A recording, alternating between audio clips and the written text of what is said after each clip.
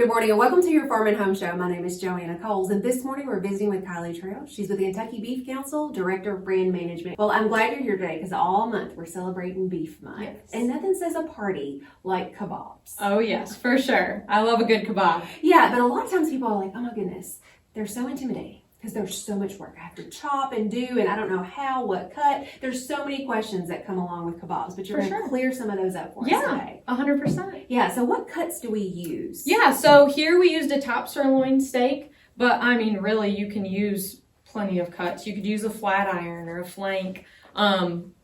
I mean, since you're cutting it up, it doesn't really matter if it's, a less tender cut of beef. It's a great way to utilize some of those cuts. Yeah. Now, what kind of kebab do you have here today? Yeah, so we have a mojo beef kebab. Okay. So, like I said, we use that top sirloin steak. We've got some red onions and some limes cut up on those skewers, and then we paired it with a tomato skewer as well.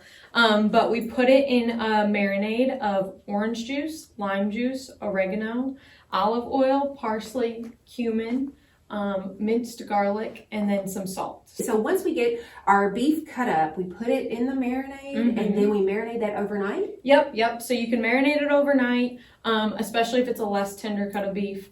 If it is a tender cut, like our top sirloin, then you won't have to marinate it quite as long. Okay. And so then when we get home, there is some preparation that we have to do before we throw these on the grills. And one of those starts with the skewers. Yeah, so if you soak your skewers in water it doesn't really have to be that long.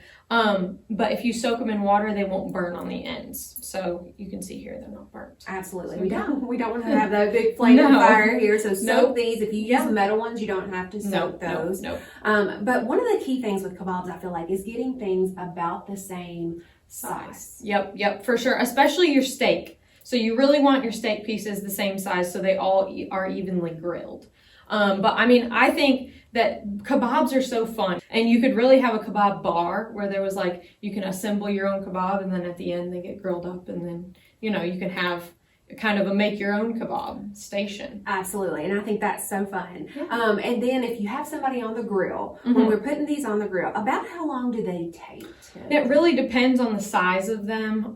But as the juices rise, you can really tell on steak, as the juices rise, you turn them. I would say maybe 2 to 4 minutes upside, just depending on your size of because with pieces. Steak, we really want to get 145. That's the preferred temperature. And so it's not like we're cooking a hamburger or something like that. Yeah, it's pretty quick process. Yeah. And so I think this is perfect because the onions are just done enough, but not so done. Yeah. This definitely could be finger food, party food. For sure. All kinds of things to celebrate. And that is the theme of this month. Yes, right? yep. Celebrating big and small moments with beef. Yeah, so this doesn't have to be a party. This could be a Wednesday night. Yeah.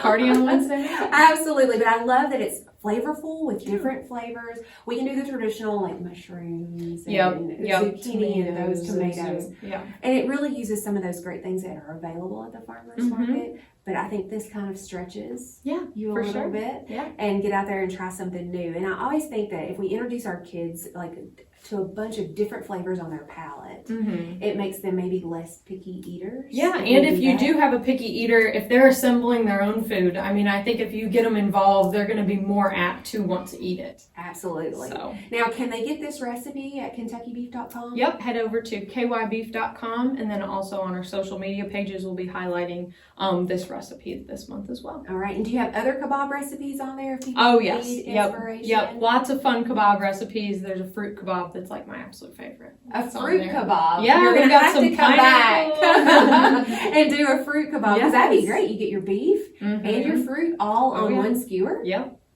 Which, we've kind of done that with the lime here. That's true. Squirt your lime on that. It's going to be delicious, though. So make sure to follow the Kentucky Beef Council on their social media accounts on Facebook and Instagram, because I know you have a giveaway this month. You want to make sure you're a part of that. Their giveaways are amazing. And so follow them on social media. Go to the website, KentuckyBeef.com, for more inspiration. And if you're interested, if you're a beef producer and would like to get more involved, make sure to contact your local extension office, and we'd be happy to help. Thanks, Kylie, for visiting with us today. And thank you for watching the Farm and Home Show. Have a great day.